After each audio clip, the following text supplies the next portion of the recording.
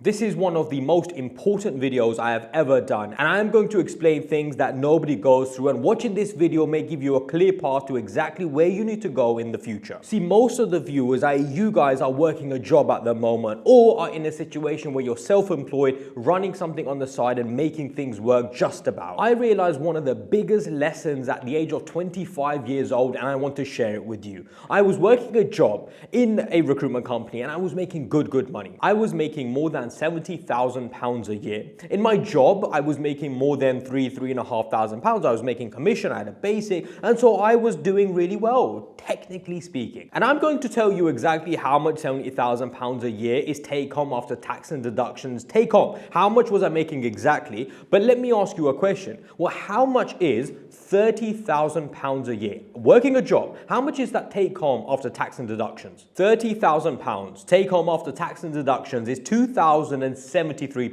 which obviously a lot of you guys watching this will be thinking, that's decent, right? If you were making £2,000 a month, that would be a lot of money. Well, let me ask you a question. What is £45,000 a year? £45,000 a year is £2,820. So from 30,000 until 45,000, you're going to make a £800 increase. Now, £800 is a lot of money, but I need you guys to understand that this is crucial, that generically speaking, how long is it going to take you to have a £15,000 increase? See, if you're 25 years old and you're on a £30,000 a year salary, £45,000 is probably at least 1, 2, and most likely 3 years away. A £15,000 increase. By the way, just to put that in perspective, that's a 50% increase. So there you are, working your backside off, you're on £30,000 a year and you want to make £45,000 to £50,000 a year. Well, you're going to work very hard for a year and 2 years and you're going to continue saving £500 every single month because you're a good citizen, you're working a job, you want to save money and you want to save up for things. And I hate to be the bearer of bad news. But how much is £500 saved every single month? Over 12 months, it's £6,000. And if you saved over 5 years, £500 a month, which by the way, I would say you're doing really well if you're saving £500 a month, then you would have had a total of £30,000 a year. A lot of the youngsters spend that on a wedding. Let's be honest. That amount of money can go on a wedding, a car, and actually not too much. So the point isn't necessarily that £30,000 isn't a lot or the £500 isn't a lot. Actually, it's a lot of money. But in the grand scheme of things, if you guys really want to change your lifestyle and change your environment and situation, think about this. You're on £30,000 a year, you're working your backside off, you're there for 3-4 years and you get a £15,000 increase. Now you've had £800 more come into your bank accounts, but inshallah, all you guys are now married. All you guys now are looking to have children. Okay, so hang on a minute. If you have a wife and you don't want your wife to have to go to work and you want to be a man and be able to provide for her, as you should, by the way, then £800 a month is, we're not going to cover a lot because right now you're probably living with your parents. Right now your situation is, your parents are helping you, you don't have too many responsibilities. But as soon as you get a wife and children, inshallah, Allah blesses all of us with children and more, you're going to find yourself in a slightly sticky situation. Because by the way, every year inflation goes up. Every year cost of living goes up. Remember the Coke can that used to be 45, 50, 60p? Yeah, that's how old I am. But now, £1, £1.20. I mean, I don't even know how much a Coke can is right now. And not to say go buy Coke cans and boycott and all that. Listen, I'm giving an example. But now go back, you're on £30,000 a year. You work hard for 3 years. Let's say you work hard for 7, 8 years. You work hard for 7, 8 years. Forget about it. You work hard for 10 years. For 10 years, you're going to work your backside off. And you're on £30,000 a year. And you're telling yourself, if I can get to £80,000, £90,000 a year, I am loving life. That's what you tell yourself. Let's be honest. I was in that same situation and wallahi, I tell you, I am the exact same as you guys. Alhamdulillah, Allah just blessed me a little bit early and opened my eyes, and I'm trying to help you, my brothers and sisters, to understand something. Let me ask you this. What is the average cost of living of a family of 4 in the UK? The average, by the way. Well, the average, if you had 2 children, a family of 4 in essence, is £4,000 to £5,000. And let me ask you in other words, because if there is a family of 4, you have 2 children, parents, and you are the only person working, put that to a side. How much is it going to cost you guys, a family of 4, to run your household? Well, the average in the UK, United Kingdom, is £4,365. That is the average. And let me be clear in something. That is your cost of living. So that is not you being extravagant, you spending money on holidays. That is cost of living.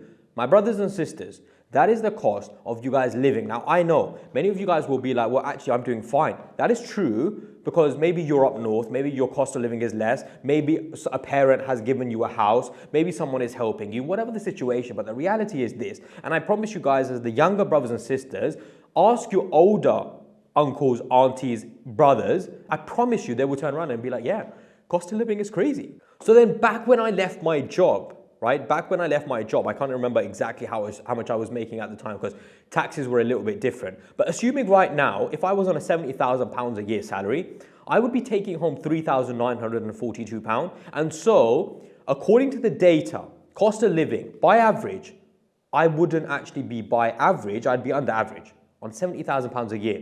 And if I had a wife and 2 children, then that is crazy. And if I'm being honest with you guys, this is me being completely honest, the system is set up against you.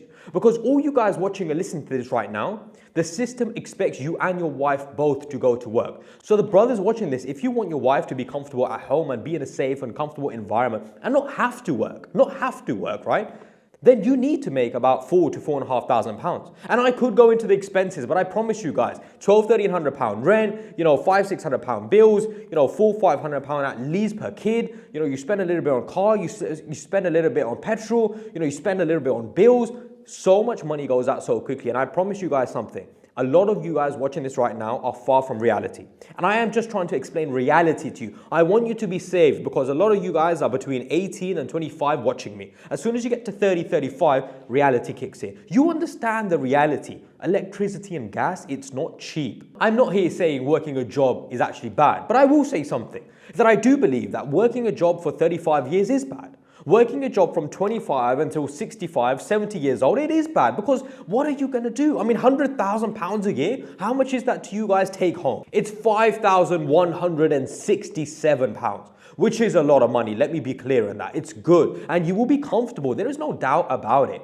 But do you want your aim to be just above average? Because that's in essence what you are. You're making £1,000 above the average cost of living in the UK currently. Bearing in mind also, £30,000 a year today, if your salary is that, then in 6, 7, 8, let's say assuming it takes you 10 years to get it to £100,000, well, the cost of living is definitely going up, 100%. And if it goes up at the rate it's been going up, then you're not going to need 4,000. Actually, you're going to need 6, 7, 8,000 to be just above average. You have to understand that. It takes time to get to your goals. So don't make your goals average. That's the point. Today, if you are on a set target, your goal should be something which is actually like, even if inflation, even if cost of living, even if whatever happens, my goal is that I will still be comfortable.